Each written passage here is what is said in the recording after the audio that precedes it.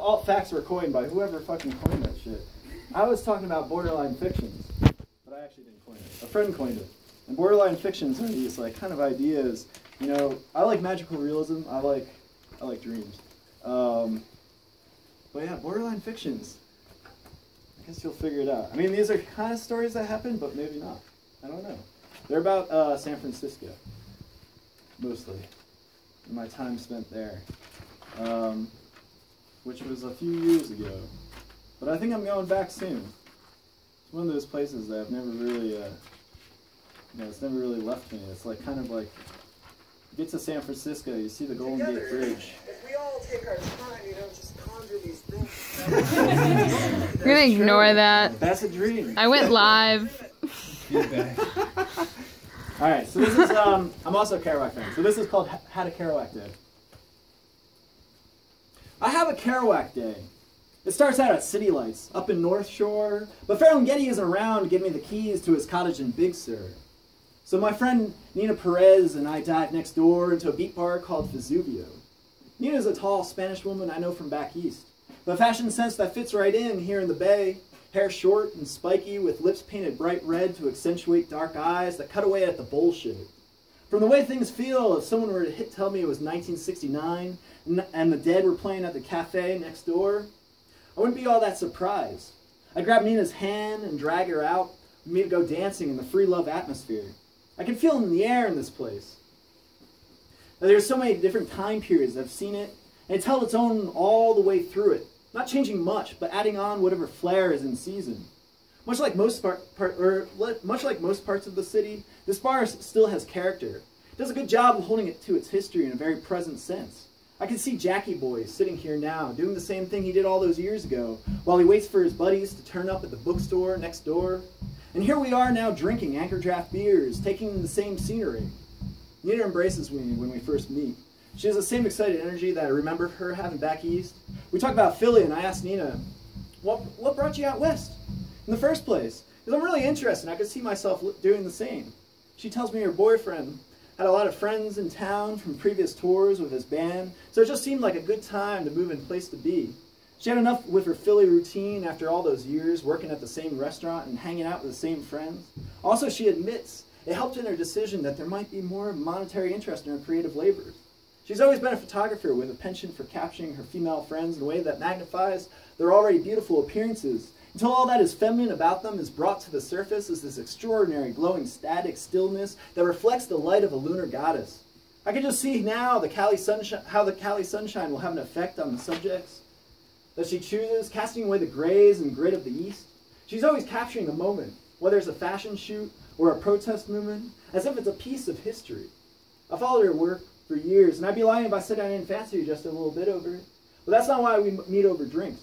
I think there's something about traveling, where the people you haven't seen for a while just get really excited about getting swept up in your trip, and showing you their side of their town or city that you haven't really even heard of yet.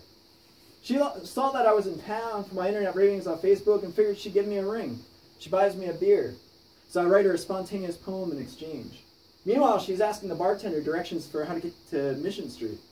See, the plan is to drink a few beers, actually, here, and then mosey on down to the Dia Los Muertos parade downtown. I've got my bike, but she's on foot, so we're probably going to have to take the subway, which is fine by me because I only took the train to get over here. My inner yo-yo still didn't get enough yet from the underground scene. Hey, the bartender said he's got a jazz cigarette if you want to come out back and smoke it with us, she says. Wait, really? Come on, you're in the Bay now. It's basically legal here. Well, sure, let's do it then. We follow the bartender back into the side alley. Between the bookstore and the tavern, several well-dressed businessmen walk on by on Columbus, pretty main thoroughfare, in front of us, right off of Broadway. An old Chinese man or two bikes by with wrapped fish in their baskets, probably heading back home from the food markets a few blocks away. There's some yuppies, too, or techies, as they call them out west. Part of the big tech boom, thanks to your friend Tom Zuckerberg or what have you. I got the J held between my lips, taking long rips, and I'm so used to feeling like a criminal, I think I should be less obvious.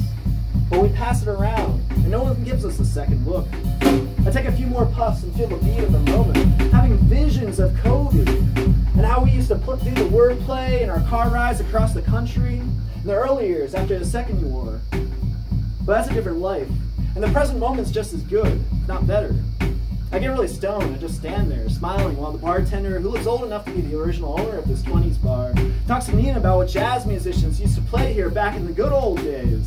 Then my vision blurs and fades, and I refocus on this big white pyramid they have built on the financial part of town. Talk about a skyscraper.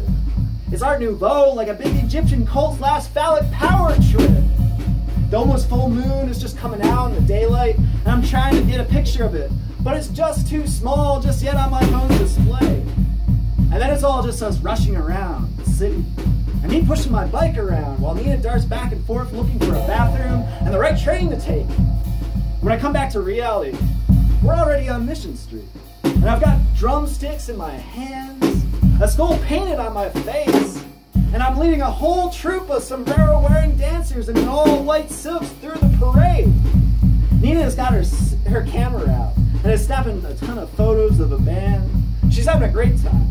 She's taking pictures of the way the dancers stand out in front of the smoke and all the life-size puppets that follow us in the crowd, held up by long poles and carried by 3 or 4 puppeteers at a time. She's got paper roses tied in her hair. Between sips of sangria, she's truly letting loose, dancing her own gestural expressions in responses to the drums. She passes me the bottle, and we both bounce flamboyantly down the street, keeping time with the rest of the parade. There's hundreds and hundreds of people in attendance hanging on to the sidewalks or following each troop deeper into this transformation. The dancers take breaks from twirling and casting flags into the air to take sips from their metal flasks and pass big cigarello joints to whoever is hungry. It's like this great manic explosion of raw energy that spilled out onto these old Aztec streets and brought us into a time when things were much more tribally oriented. There's no war going on, so there's no need for sacrifice to secure our victory. Instead, there are flowers and feathers drifting down from above and fireworks going off from below. People on the sidelines hold huge bundles of sage and Palo Santo, leading us along, purifying our souls as we walk through the fog. I light my own incense to make sure we're all going to get there, wherever there actually is. We march in all different directions, going up the streets, then back down them, then cutting over in zigzags. Don't seem to really bring us anywhere different. There doesn't seem to be a band leader, just a weird ensemble of old hippies from up in the Haight, mixed in with Hispanic musicians who play all that jazz and some Charlie Parker, while I hoof it along and seeming to know what's going on. Especially I'm straight lost. And at some point I've let go of my drum, maybe giving it to someone else who has better rhythm. But Nina grabs my arm.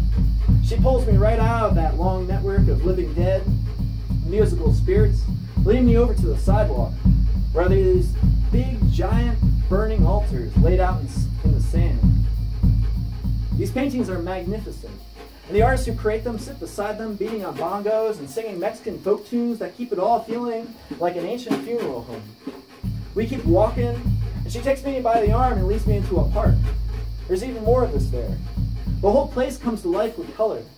People have laid out all these old photographs and handwritten poems, and they sing songs with candles and luminescent bands of light surrounding them.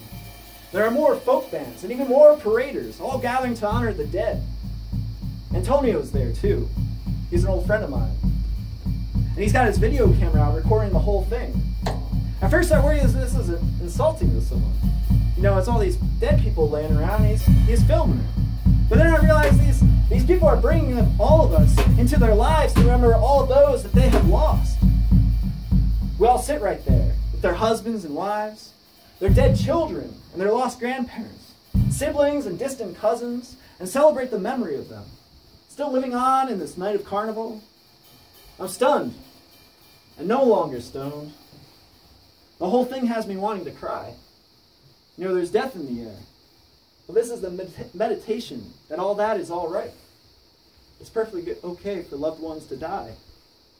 After hours of walking around, things begin to dwindle just a bit. And we're not quite done yet with being sociable. We all find ourselves in a dark cafe under a big red neon sign outside announcing, "Bar." Chuck Meese's there too. Nina brings a few of her friends. Drinks go all around as if it weren't Sunday night. We're falling all over each other, talking to the local bums and reminiscing on the road. There's literature in the air, and much to be considered. Pohala! Shouts Antonio. Abundance, I reply. The moment feels real novel. It feels right. It's a Jack Kerouac a day and a Marshall Deerfield story.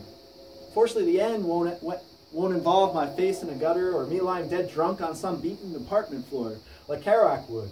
Instead, those drums keep driving me forward, further into the night, beating rapidly with their fervor, a right to life, a right to live. And just like that, we're riding our bikes again as fast as we can, up and down those San Francisco hills to catch the last BART, back to Oakland, 3 drunk punks, with not a care in the world.